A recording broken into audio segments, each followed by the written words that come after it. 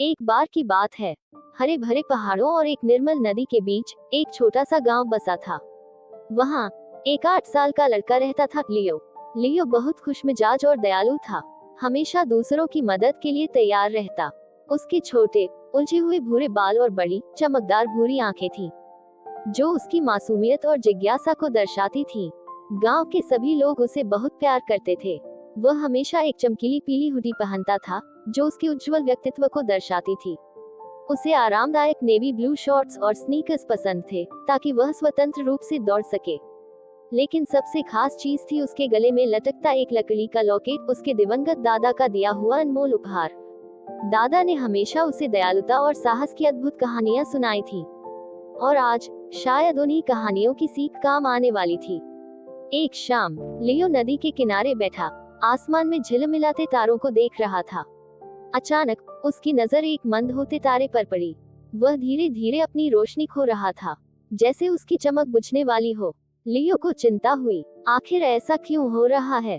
वह सोचने लगा। उसने बिना समय गवाए गांव के सबसे ज्ञानी बुजुर्ग रोवन बाबा के पास जाकर यह सवाल किया। रोवन बाबा हल्की मुस्कान के साथ बोले, हर तारा अपने प्रकाश के लिए किसी न किसी ऊर्जा स्रोत पर निर्भर करता है।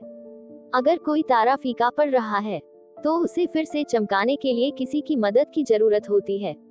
लियो ने बिना देर किए फैसला किया, वह उस तारे की मदद करेगा। उसने अपना लकड़ी का लॉकेट कसकर पकड़ा और रात के अंधेरे में नदी के पार एक रहस्यमयी जंगल की ओर बढ़ गया।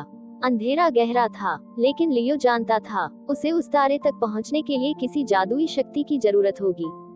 जंगल में चलते चलते अचानक वह एक विशाल वृक्ष के पास आ पहुंचा।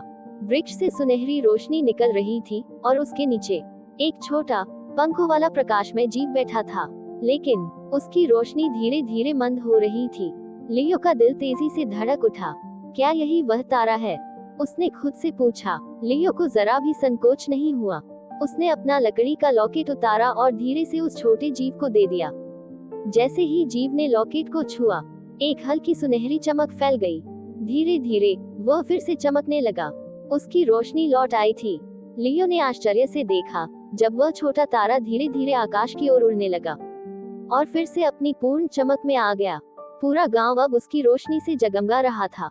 अगली सुबह जब लियो गांव लौटा, तो उसके चेहरे पर संतोष की अद्भुत चमक थी। उसने समझ लिया था, असल रोशनी बाहर नहीं होती, बल्कि हमारे भीतर होती है, और सच्ची खुशी दूसरों की मदद करने में है। हाँ तो बच्चों, ये कहानी हमें सिखाती है कि सच्ची चमक हमारे भीतर से आती है, और दयालुता व उदारता में ही असली रोशनी होती है। अगर आपको ये कहानी पसंद आई, तो वीडियो को लाइक करें, अपने दोस्तों के साथ शेयर करें और चैनल को सब्सक्राइब करना न भूलें।